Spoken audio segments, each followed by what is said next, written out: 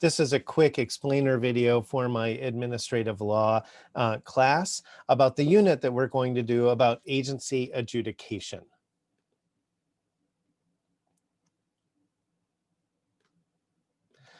The goal here is to hit the highlights or kind of give a roadmap for the chapter so that as a student, you know what to look for in these cases, or as you work through the materials and the lectures that I've recorded, you can see, you're aware ahead of time of sort of what we're talking about and why we're talking about it and what you were supposed to get out of it.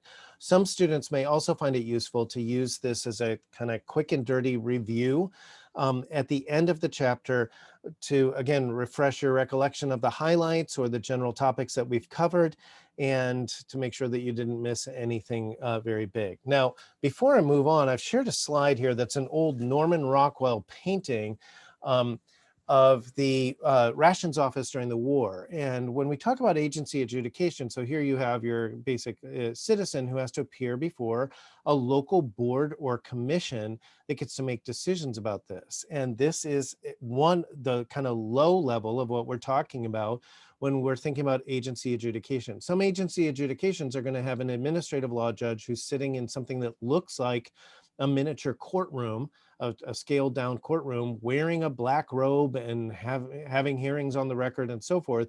But a lot of administrative hearings take place in offices just like what's pictured here. Of course, they might be wearing modern clothing instead of clothing from the 1940s. And so this could be a local town council or PTA or something like that, where there's a group that has some power, some governmental authority that's essentially gets to vote or make a decision on your case or your appeal or your petition. And so this here kind of pictures the baseline or lowest level of what we're talking about when we talk about agency adjudication.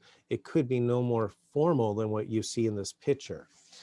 Okay, so remember, therefore, that we're talking about boards, commissions, formal and informal hearings with administrative law judges or hearing officers, or as in the previous slide, a group of people who might even be volunteers or were elected to serve on that board.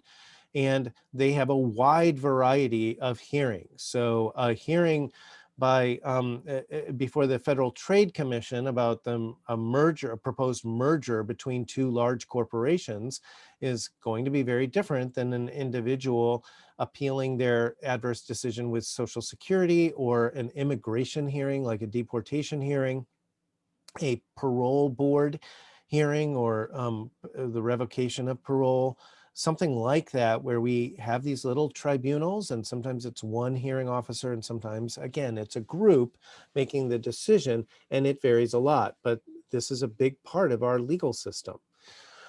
We're going to talk about in this unit, what may administrators adjudicate? What are they allowed to decide? And sometimes this is because it has to be within that agency's purview. So, for example, the Environmental Protection Agency that's supposed to regulate pollution can't start holding immigration hearings or Social Security hearings. So, and then we're going to have other issues like, when can an agency do something, and when was that supposed to really be left to our traditional court system for a regular lawsuit? We also have some cases and some discussion about who may adjudicate. So what are the credentials or requirements for administrative law judges or board members or commissioners? What powers do they have? When do they have to recuse themselves, and so forth? So this is part of this kind of a subset of this area of administrative law. When we talk about administrative adjudication, who may adjudicate, how independent are those adjudicators from the agency that they represent, and so forth.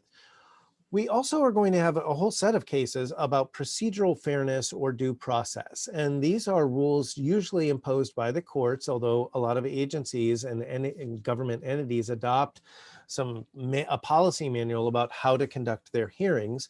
But the courts have a concern that if we're going to have a hearing, that we're going to have some meet some standards of fairness about timing or notice ahead of time, or how we conduct the proceedings so that people have an opportunity to be heard and so forth. So we're going to have some cases, for example, where the courts have stepped in when an agency was just taking adverse actions against people and saying, hey, you have to give people a hearing. They weren't even giving them a hearing. Or other times where they say, look, you have to give them the hearing before you act instead of after you act, and so on. So this is purely procedural, right? Just the timing of hearings, how we're going to conduct the hearing, whether we give a hearing, and it's based on notions of fairness or constitutional due process concerns, procedural due process concerns. Then we have another set of cases that are about statutory hearing rights. So there's situations where an agency would be free to take a certain course of action without a hearing from a due process standpoint, but their enabling statute actually requires them to do a hearing anyways. And so there's a lot of uncertainty in this area of law, and then some bright line rules that the courts have laid down about your statutory hearing rights, and then how formal or informal those hearings have to be, and so forth. So we're going to have some cases about these hearing rights that don't come out of notions of fundamental fairness, but are actually just required by law. And then we have to figure out, if the statute requires the hearing, what kind of hearing are we talking about? So again, that's just big picture what we're going to talk about in this unit.